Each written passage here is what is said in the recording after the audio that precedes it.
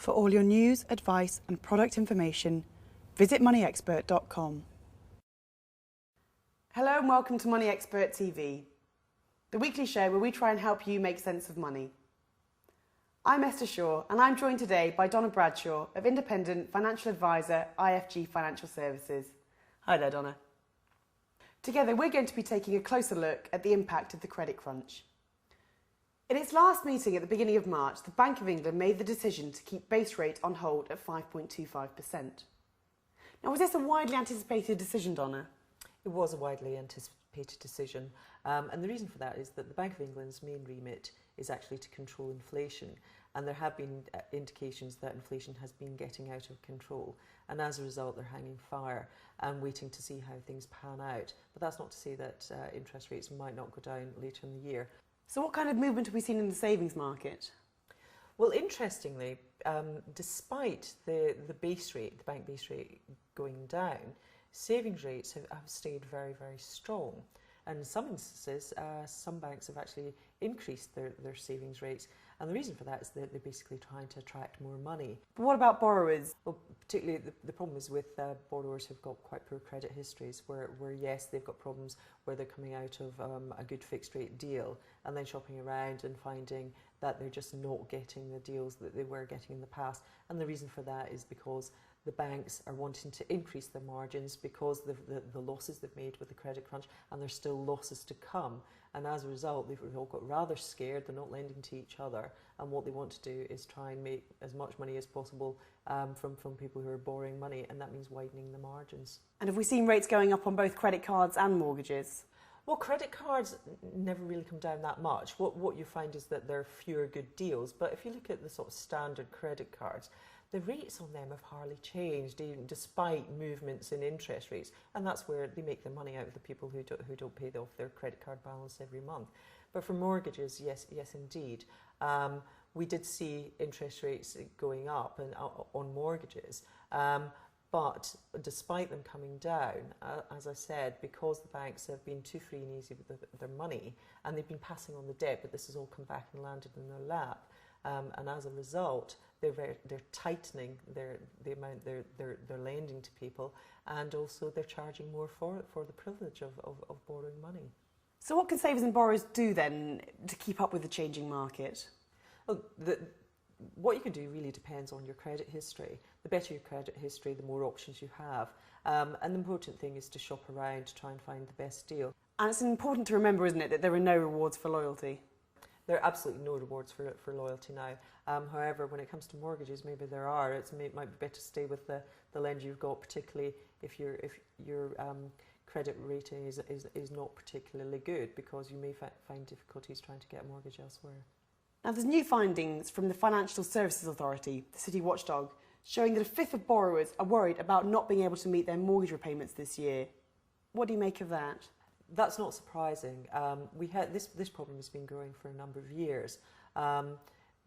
What's happened is that the value of property has gone up, and as a result people have been borrowing more, and because of the loosening of credit controls and banks being able to pass the buck, as it were, then borrowing got very, very cheap. And the other problem people had is that even though their incomes weren't going up, because they'd seen an increase in their property value, they were basically using their house as a bank and forgetting that actually the money you borrow you have to pay back.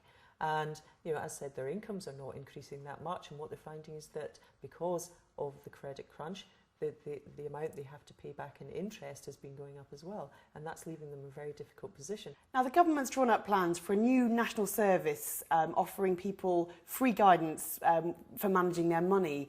Do you think this is something that we need? I think anything that helps people to manage their money and raises awareness about finances is a very good thing. I do have questions over whether it's workable and the cost involved in it. And there already are very good agencies out there that people can go to, for example, the Citizens Advice Bureau, which is the only thing is staffed by volunteers, so it may be difficult to get an appointment. The other ones, like the Consumer Credit Counselling Service, which is a charity, and the advice is free as well. So if we go back to the basics, what steps should you take to manage your money? Well, the first thing you need to do is take your head out of the sand and actually look at your finances. It's a surprising number of people that don't actually look at their finances on a regular basis. Then you need to sit down and do a personal audit and compare your income with your expenditure. Now, if you find that your expenditure is higher than your income, you've got a problem, and you need to sit down and rectify that. And a very good way to do that, and actually to help you save money, is to do what I call as a sort of money diary. And you carry around a notebook for at least a month and mark down absolutely everything you spend, and you'll be surprised at how much savings you can make. The number of clients I've had do this and are actually shocked at how much money they just throw away on nothing. It's important that you get rid of all the silly things, because at the end of the day, for a lot of people, your home can be at risk. And the last thing you want to lose is that roof over your head. So sit down, as I said, face the facts, start looking at what your real position is, and take around a notebook so that you can see where savings can be made. And also, it may come down to, you might have to sort of find money elsewhere. Then go out, if there's some luxury items you've got, then sell it. At the end of the day, the most important thing is maintaining that roof over your head. Moving on now to today's viewer question. This one comes from Sam Hanning over email. He says, I've just remortgaged to a new deal from my cheap fixed rate deal, but my monthly payments are a lot more expensive than they used to be. What else can I do now to keep my monthly outgoings down? Now, I think we've touched on this a little bit, but can you just offer a bit more advice to Sam in this situation with the increased monthly mortgage repayment? Well, there's a number of things you can do. The first thing, as I've mentioned already, is to budget. It's amazing the amount of savings you can make. The other thing to do is make sure that your money's going as far as possible.